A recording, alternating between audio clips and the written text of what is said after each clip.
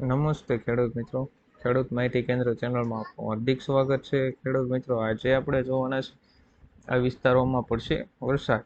ગુજરાતમાં ચોમાસું જોરદાર જામ્યું છે. હવે ધીરે ધીરે ગુજરાતમાં સાર્વત્રિક વરસાદ વરસતો જોવા મળી રહ્યો છે. રાજ્યમાં આગામી 7 દિવસ સુધી સર્વત્ર વરસાદની આગાહી કરવામાં આવી છે. ગુજરાત રાજ્ય પર 2 વરસાદી સિસ્ટમ અને સાયક્લોનિક સર્ક્યુલેશનને સક્રિય થયા છે, જેના કારણે કચ્છ અને સૌરાષ્ટ્રના દરિયાકાંઠાના વિસ્તારો નલિયા, માંડવી, ભુજ, ગાંધીધામ, રાપર તેમજ સૌરાષ્ટ્રના દ્વારકા, જામનગર, સાયલા તેમજ મોરબી આજુબાજુના વિસ્તારોમાં આજે વરસાદનું રેડ એલર્ટ જાહેર કરવામાં આવ્યું છે. તેમજ માછીમારોને દરિયો ન ખેડવા પણ સલાહ આપવામાં આવી છે. 11 લાખ ખેડૂતોનું દેવું થશે માફ.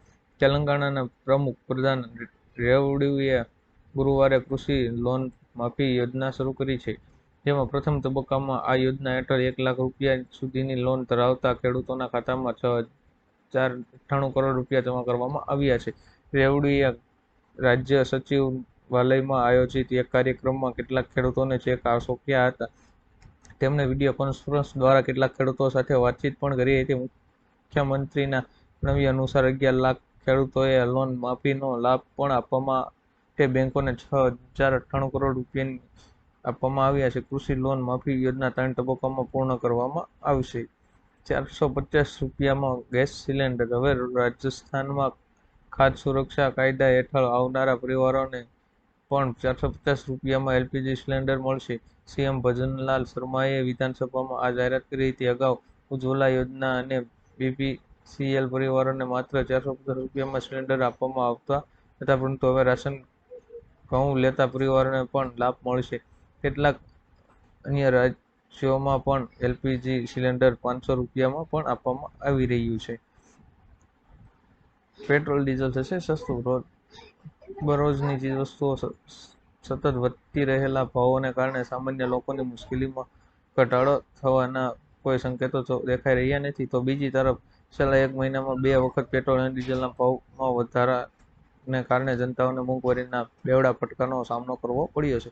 આવી સ્થિતિમાં હવે સમાચાર આવી રહ્યા છે કે 1 ઓગસ્ટથી દેશભરમાં પેટ્રોલ અને ડીઝલના ભાવમાં ભારે ઘટાડો થઈ શકે છે. એવું કહેવામાં આવી રહ્યું છે કે 1 ઓગસ્ટથી પેટ્રોલ 3 રૂપિયા અને ડીઝલ 8.50 રૂપિયા સસ્તું થઈ શકે છે. આજના સૌથી મોટા ખેડૂત સમાચાર. રાજકોટ યાર્ડમાં અત્યારે મોટા પાયે ચણસીની આવક થઈ રહી છે. યાર્ડમાં અત્યારે સૌથી વધારે પીળા ચણા, જીરું, કપાસ, મગફળી, બટાકા સહિતના પાકની આવક થઈ રહી છે. યાર્ડમાં વહેલી સવારથી જ વાહનોની લાંબી કતારો જોવા મળી રહી છે. હાલ સૌથી વધારે પીળા ચણા, જીરું, કપાસ, મગફળી, બટાકા સહિતના પાકની આવક થઈ રહી છે. રાજકોટ માર્કેટ યાર્ડમાં સૌથી વધુ જીરુંની આવક થઈ હતી. યાર્ડમાં 4,800 ક્વિન્ટલ આવક થઈ હતી. યાર્ડમાં જીરુંના 1 મણના 4,000 થી લઈને 5200 રૂપિયા સુધીના જોવા મળ્યા હતા. કિસાન ક્રેડિટ કાર્ડ પર બેઠા લોન. ઘર બેઠા લોન. ખેડૂતો માટે મહત્વની આર્થિક લાભ અને આર્થિક નીતિઓનો લાભ મળે તે માટે કેન્દ્ર સરકારે તે દિશામાં કામ કરી રહી છે. હવે ખેડૂતોને મોબાઈલ એપ્સ દ્વારા થોડી પ્રક્રિયા કર્યા બાદ તેમના ખેતરમાં બેસીને લોન મળશે. ગાંધીનગરમાં ચાલી રહેલ G20 મીટિંગમાં આરબીઆઈએ તેના ખાસ પાયલોટ પ્રોજેક્ટ હેઠળ પ્રદર્શન કર્યું હતું. હવે ખેડૂતોને લોન લેવા માટે બેંકમાં જવાની જરૂર પડશે નહીં, પરંતુ એપ દ્વારા જ લોન મળશે. હાલમાં કેટલાક રાજ્યોમાં આ પાયલોટ પ્રોજેક્ટ હેઠળ કામ ચાલી રહ્યું છે, પરંતુ ટૂંક સમયમાં આ યોજના સમગ્ર ભારતમાં લાગુ કરવામાં આવશે. સરકારે આજે 6 નવા બિલ લાવી શકે છે. સંસદમાં ચોમાસુ સત્રનો આજે 7મો દિવસ છે. આજે કેન્દ્ર સરકાર ગૃહમાં 6 નવા બિલ રજૂ કરી શકે છે. નાણામંત્રી નિર્મલા સીતારમણે લોકસભામાં સાંજે 4 વાગે બજેટ પર વિપક્ષના આરોપ પર સરકારનો પક્ષ રજૂ કરી શકે છે. સોમવારે બજેટ અને દિલ્હી કોચિંગ અકસ્માતને લઈને બંને ગૃહોમાં ભારે હોબાળો થયો હતો. લોકસભામાં વિપક્ષના નેતા રાહુલ ગાંધીએ બેરોજગારી, અગ્નિવીર અને ખેડૂત સહિતના અનેક મુદ્દાઓ પર સરકારને આડે હાથ દીધા છે. કિસાન પરિવહન યોજના. ગુજરાતના ખેડૂતોની આવક બમણી થાય તે માટે સરકાર દ્વારા અનેક પ્રકારની યોજનાઓ ચલાવવામાં આવી રહી છે. રાજ્ય સરકાર દ્વારા ખેતીના સાધનો અને વાહનો માટે સબસિડી આપશે. આવી જ એક ખેડૂતલક્ષી યોજના કિસાન પરિવહન યોજના છે.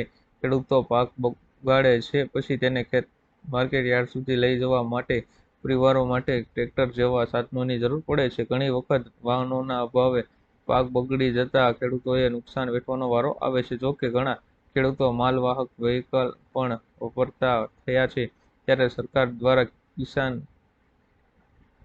પરિવહન યોજના 2023 બહાર પાડવામાં આવી છે. આ યોજનામાં ગુજરાત સરકારના તમામ લોકો લાભ લઈ શકે છે. જેના નાના સીમાંત, મહિલા, SC, ST ખેડૂતોને કુલ ખર્ચના 35% અથવા 75% બેમાંથી જે ઓછું હોય તે અને સામાન્ય તથા અન્ય કુલ ખર્ચના 25% અથવા 50,000 બેમાંથી જે ઓછું હોય તે સબસિડી મળશે. કેવાયસીને લઈને નવો નિયમ. કેવાયસી આપણા દૈનિક જીવનનો એક ભાગ છે. બેંકનું ખાતું, જીવન વીમા સહિતના રોકાણને લગતા દરેક કામમાં કેવાયસી ફરજિયાત છે. વારંવાર થતી કેવાયસીની પ્રક્રિયા લોકો માટે મુશ્કેલીનું કારણ બને છે. જેના નિવારણ માટે મોદી સરકારે યુનિફોર્મ કેવાયસી નિયમ લાગુ કર્યો છે, જે અંતર્ગત બેંક, વીમા સહિતના અનેક કામ માટે એક જ કેવાયસી કરવાનું રહેશે.